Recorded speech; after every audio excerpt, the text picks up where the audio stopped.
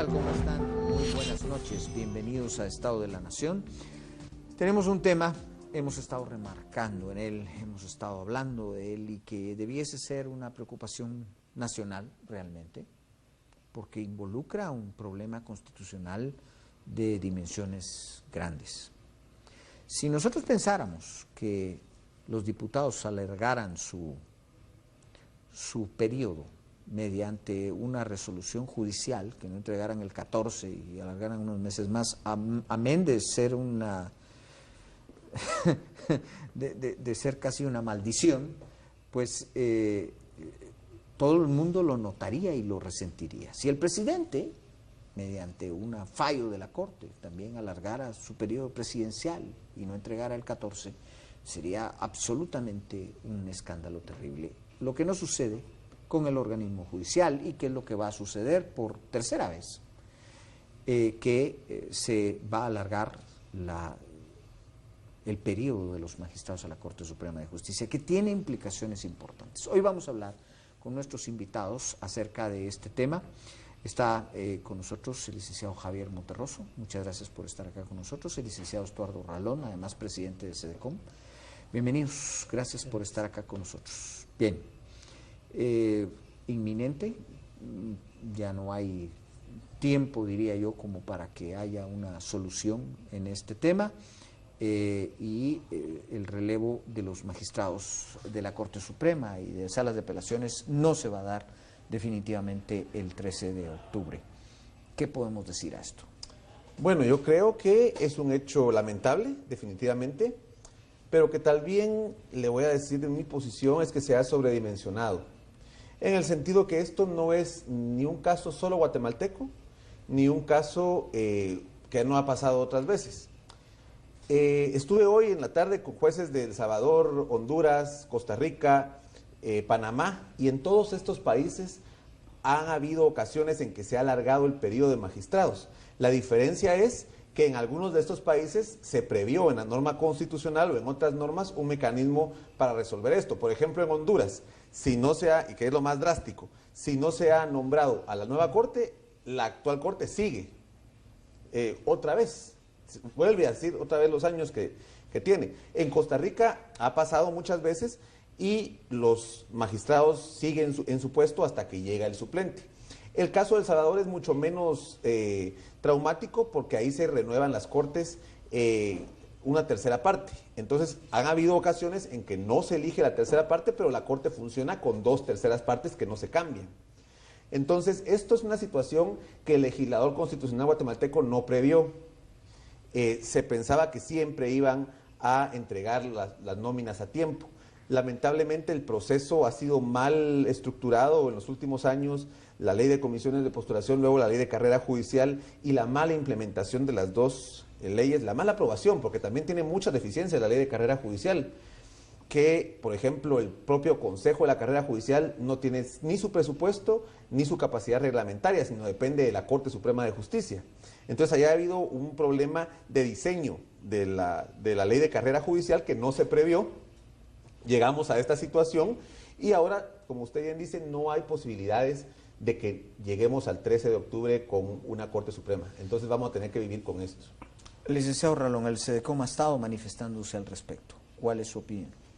Sí, considero que es importante destacar varios aspectos. El primero es que se pudo haber evitado llegar a una situación de este tipo. Han habido una serie de incumplimientos del Consejo de la Carrera Judicial, de la Corte Suprema de Justicia y de la Corte de Constitucionalidad. Básicamente, del lado de la Corte de Constitucionalidad, hay que recordar que esta ley de la carrera judicial se aprueba cuando se estaba en medio de una discusión de las reformas constitucionales e incorporó unas facultades que chocan con el sistema gerencial que la Constitución tiene para el Poder Judicial. Y se vinieron unas impugnaciones de varios de esos artículos y, como ha pasado en varios casos de alta trascendencia, la Corte no resolvió en tiempo. Tardó más de un año en analizar el caso y 5 días antes de disolver las comisiones de postulación, el 12 de septiembre, de este año, emite en forma tardía una resolución donde de hecho declara inconstitucional algunas frases de esos artículos, y vemos en esta materia que se pudo haber previsto, por ejemplo, poder resolver con anticipación, respetando los plazos que la Constitución manda, para que de hecho, si había que hacer alguna corrección, no fuera una corrección a la carrera, ni con la presión política, ni con los intereses políticos que en la práctica están englobando esa elección. El segundo momento es la impugnación como tal, la que disuelve las comisiones. Esa impugnación fueron dos, la del magistrado Noé Ventura, la de la Fundación Mirna Mac. También habían ya vencido algunos plazos para emitir la resolución, estaba fuera de tiempo, y cuando ya la comisión de postulación había pues emitido un listado de quienes quedaban fuera de la contienda y no pasaban a la fase final, se echa por la borda el proceso. Es decir, también hubo un momento previo para resolver. Hubo también, y rápidamente, de acuerdo a la ley de la carrera judicial, el Congreso convocó en tiempo. La ley de la carrera judicial dice que puede convocar como mínimo 6 meses antes. Y la Corte de Constitucionalidad votó el proceso. No es primera vez que lo vota, es la segunda vez, porque la primera ignoró la aplicación de la ley de la carrera judicial y se fue a aplicar un artículo de las comisiones de postulación que dice que si no hay norma expresa, son 2 meses antes, y en este caso había norma expresa. Y aquí aclaremos una cosa. Yo sí lo veo grave, y lo veo grave por una sencilla razón. Porque esto fue una argucia política, porque hay que decirlo como es. Muchos analistas vinieron acá tiempo atrás cuando se anuló, y secreto a voces era que ya se tenían, no le digo los machotes, pero ya se tenía preparado todos los recursos para atrasar la elección y que esto se fuera hacia el próximo Congreso. Pues eso era un secreto a voces, era una argucia. O sea, si existe causa justificada para, pues uno puede admitir cierta cosa, pero estar al vaivén de las argucias políticas para que, no, en esta legislatura no, pero para la otra, entonces hay que ver cómo lo atrasamos, y que la Corte se convierta prácticamente en cómplice de esos, yo sí lo veo grave. Ahora, recordemos que la ley de carrera judicial está vigente desde el 2016. La obligación del Consejo de la Carrera de evaluar a los magistrados, y ahí mismo dice, el Consejo deberá remitir las nóminas de los magistrados y jueces evaluados satisfactoriamente, que manifiesten deseo de estar en las comisiones de postulación. Esa norma está vigente desde el 2016. Y lo debieron de haber hecho. Tenían que haber reglamentado y tenían que haber evaluado. El no hacerlo, y que un día después de que la gente presentó los expedientes, el Consejo mandó los expedientes y la comisión los rechazó. O sea, sí se venían dando alertas claras de que podía caerse el proceso, pero no se tomaron las medidas adecuadas. El Congreso de la República, y ese es otro problema que tenemos, ¿cómo se aprobó la ley de carrera judicial?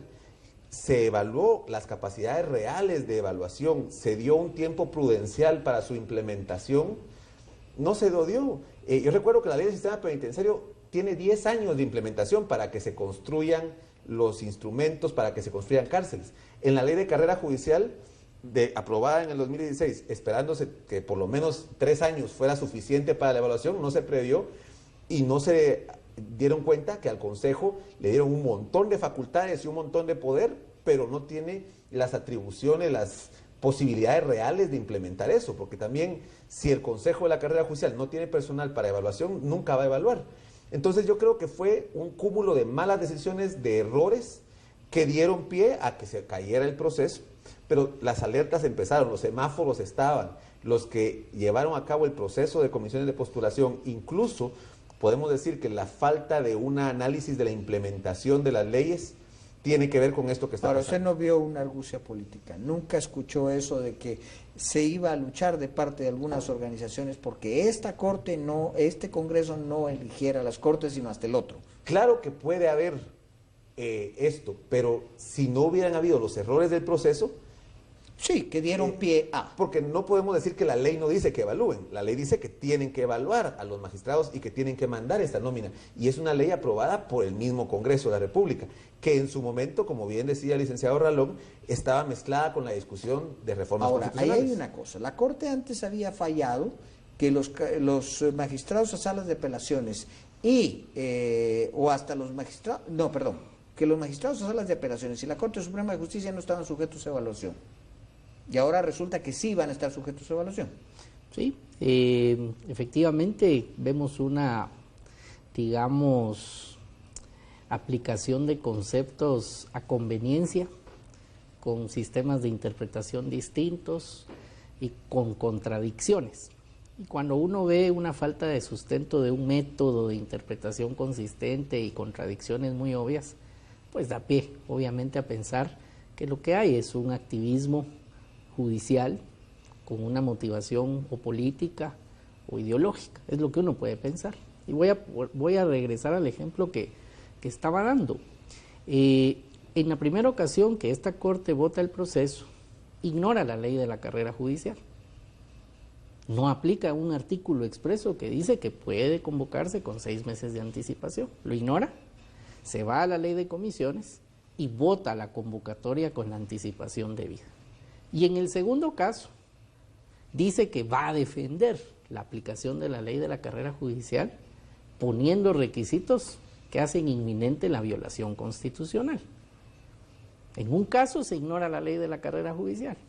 En el otro se argumenta que por la ley de la carrera judicial, pues si hay que cumplirla y eventualmente pues no da tiempo el 13, ya veremos qué resuelve en la opinión consultiva que pidió la Corte Suprema de Justicia, pero ¿cómo es posible que en un término menos de 6 meses, en un lado se ignore la ley de la carrera judicial y en otro se pretenda decir que es esa ley la que se va a defender? Entonces esas contradicciones tan graves y tan obvias hacen pensar que hay una motivación en donde no necesariamente se está defendiendo la ley de la carrera judicial porque se ignora y se aplica a conveniencia, sino que se está buscando que quizás sea el otro Congreso el que elija.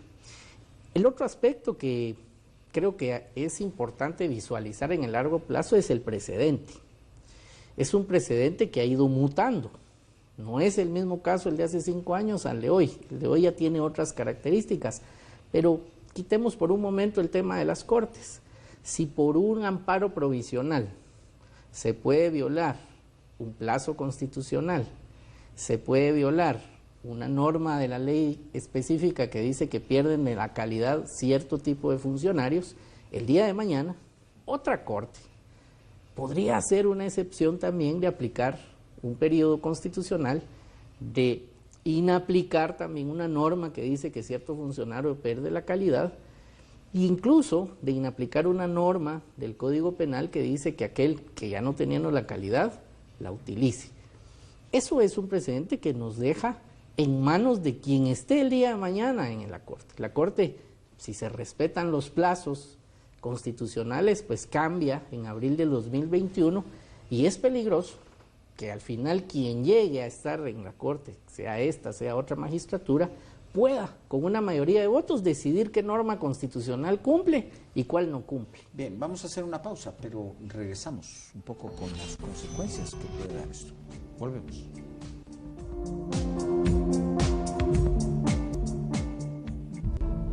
Bien, continuamos platicando con nuestros entrevistados en torno a este tema. Bien, los magistrados que se quedan mediante esta resolución, realmente cuando les lleguen asuntos de peso, asuntos complicados, asuntos difíciles, ¿van a fallar con confianza sabiendo merced a qué están en el puesto? Es que no hay otra alternativa. El problema es que nuestro sistema es totalmente obsoleto en el sentido de que se van todos. Se renueva toda la Corte de Suprema de Justicia y toda la Corte de Apelaciones junta, e incluso se renuevan los suplentes, porque los suplentes nombrados tanto de la Corte de Apelaciones como de la Corte Suprema son también nombrados por 5 años. Por el mismo momento que se nombran unos, se nombran los otros. Entonces, si no están ellos para resolver los asuntos, la justicia en Guatemala se va a quedar sin justicia de segunda instancia por 3, 4 meses de repente. No hay otra salida que sean ellos, y no hay otra salida porque es muy importante lo que usted plantea. También hay magistrados que dicen se van a quedar recibiendo sueldo, pero no quieren resolver sobre temas, no solo sensibles, no quieren resolver sobre nada porque después los van a acusar penalmente, etcétera. Es que no hay otra salida. Lo que no puede permitir es que en un país no haya justicia de segunda instancia. Me lo decían también en El Salvador, se quedaron varios meses sin una sala de lo constitucional en El Salvador, pero se quedaron con la sala penal y se quedaron con la sala civil, pero aquí nos quedaríamos sin laborales, sin penales, sin civiles, sin administrativas. Ahí sí colapsa el sistema de justicia de Guatemala. No podemos permitir eso. La única salida es que ellos se mantengan y que sigan fallando, porque para eso se les va a pagar también durante el periodo hasta que nombre. Ahora, veremos magistrados que de alguna manera, pues no lo van a decir nunca, no lo van a decir, pero que simplemente ese expediente por el momento lo dejo por un lado porque no me quiero comprometer en ese tema. Sí, creo que puede haber una gran parálisis. Comparto la opinión que dio la Cámara Guatemalteca de Periodismo, que fue la primera que mencionó el riesgo de que el incentivo que se genera es que eventualmente no se firmen resoluciones.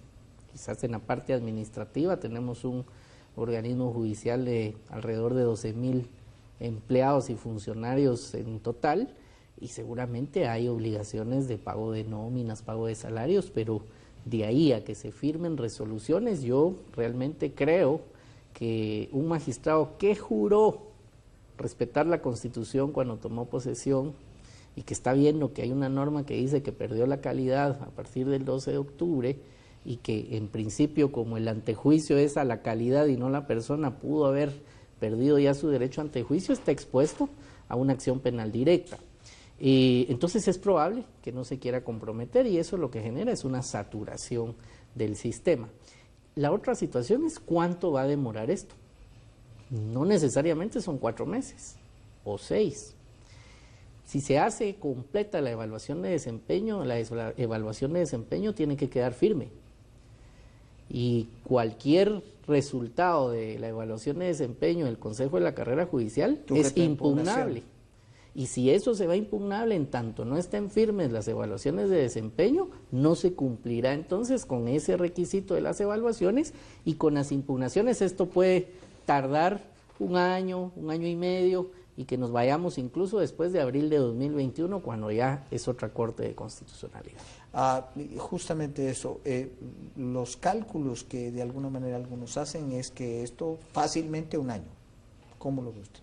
Pues puede ser que dure un año. Como le digo, hay experiencias comparadas en que esto ha pasado y sí han tardado a veces hasta un año.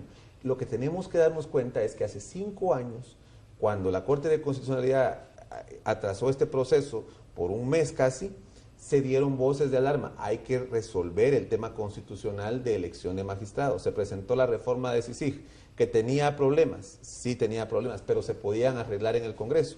Pero las posiciones fueron tan extremas, a favor y en contra, que logramos otra vez llegar 5 años después con el mismo problema, con el mismo sistema.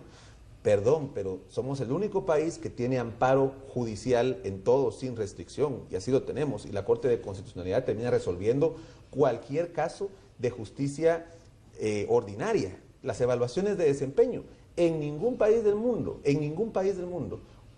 una Corte de Constitucionalidad va a conocer evaluaciones de desempeño, y aquí va a conocerlas en apelación de amparo. Es decir, tenemos todo nuestro sistema colapsado. Esto es una alerta. Bueno, pero la Corte de Constitucionalidad ha traído también ese tema sobre sí mismo. Lo ha hecho muy grande. Ha emitido resoluciones para atribuirse aún más, porque está bien, no hay materia que no sea susceptible de amparo, pero la resolución en donde ponen de que cualquiera puede interponer el amparo, interesado o no, pues abre todavía aún más la puerta. Claro. ¿Qué podemos decir ya para finalizar? Pues la Corte de Constitucionalidad no es un suprapoder, no está por encima de la Constitución, no la puede reescribir, no la puede reformar, tiene que defenderla. Y no es correcto esta o cualquier otra magistratura que pueda arrogarse la facultad de decir que va a suspender la aplicación de un artículo constitucional o que va a suspender la aplicación de un período constitucional, porque eso lo que va a generar es que en el futuro se diga, como ya ocurrió en el pasado, viene otra corte y lo suspende. Es lamentable, es un mal precedente y sin duda alguna tenemos que avanzar en fortalecer la justicia, en exámenes de oposición, en meritocracia, en correctas evaluaciones de desempeño, pero el fin no justifica los medios, no violando la Constitución. Bien, pues muchas gracias a ambos. Les agradecemos el haber estado con nosotros esta noche. Buenas noches, pásenla bien.